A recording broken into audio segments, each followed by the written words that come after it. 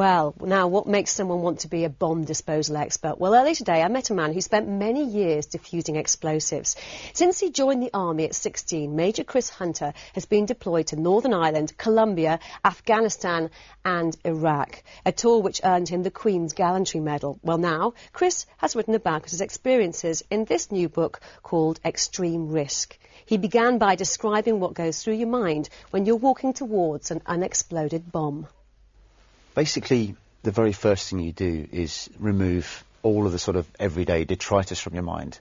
You know, anything like, thinking about the mortgage payments, what you're going to have for dinner that night. All the sort of everyday trivia just goes straight out the window. And then the moment where you leave the incident control point, the safety of that cordon position, where the drawbridge goes up behind you, the visor comes down, and you just completely fixate on that device, and you try and get into the mind of the bomb maker. They call it the long walk or the lonely walk, and it's where a walk of 200 metres can sometimes seem like a walk of 200 miles. You write in the book that you joined the army because you wanted to make a difference. Why choose this particular career in the army? Well, I think there were a number of sort of influencing factors for me. I guess the first major catalyst, my brother was a drug dealer, and he'd sort of excommunicated himself from the family. I went and tracked him down, and when I discovered this, I was quite sort of shocked. It was, completely alien to anything I'd ever done in the army. I decided I was going to try and do something in the global fight against narcotics. And I went into my OC one day and said to him, look, I love the army, but I think I need to do something else. And he said to me, if you want to fight drugs, fight terrorism. And that's really the main catalyst for why I got into it. And you talk about people doing what you've done, getting a calling. Just describe the moment you got that calling. I think the major moments, and it was a number of moments, I guess, but I think the Thiepval barracks bombings in 1996. Because you were nearly involved in those bombings, it was only because of the traffic that I didn't actually get into the barracks themselves. I literally, in the approach road, going into the barracks, and the first of the two bombs detonated. And it was really witnessing that.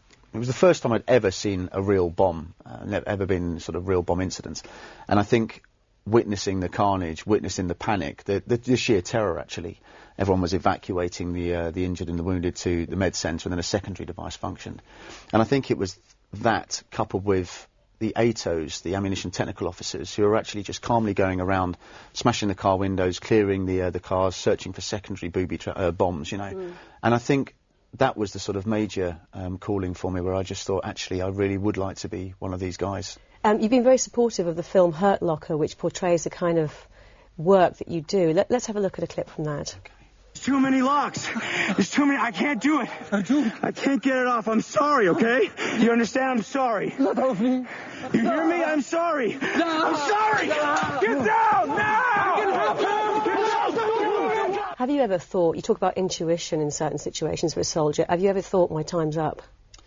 Yeah, I think every operator has that one device, at least, hopefully only one, where he thinks, this is just going to be too difficult to neutralise. And I think for me, my sort of Hurt Locker moment was probably when I was in Iraq, at the same time that Mark Bowl made that film, actually, or certainly when he was there writing it. And there was a car bomb that had been put out specifically to lure me in. It had been booby-trapped, and just everything stank about it, it just didn't seem right. And it was parked outside a hospital, which would have meant I would have had to go and deal with it by hand. But instead what I did was go down to the hospital and actually evacuate everyone to the back of the hospital. And then when I sent the robot down there to actually shoot the boot, to open it up to get into the bomb, because the boot was booby-trapped as well, the whole car exploded, about 300 kilos of high explosive. And I think for me, that was the big sort of eye-opener when I thought, if I'd done one thing differently, that would have meant a lot of people being killed, or indeed me being killed as well. You decided to leave the army, as you said in the book, again, because you wanted to have enough of your personal life left at the end of a long career. How much of a toll does it take on you personally to do the kind of job you've done? Over the years, it started to sort of, just get worse and worse with the two of us, with Lucy, my ex-wife, and I. And eventually, when I came back from Iraq, I went to an intelligence job where I went to Iraq, Afghanistan, Colombia, places like that quite regularly. And all this time away just sort of, exacerbated the problem. And eventually I thought, I'm really going to need to leave. I was pretty much given an ultimatum, my marriage or my career. So I decided to leave and become a writer and a consultant. And you're doing it very well. It's been a pleasure talking to you, Chris Hunter. Thank you very much for coming in. Thank you very much.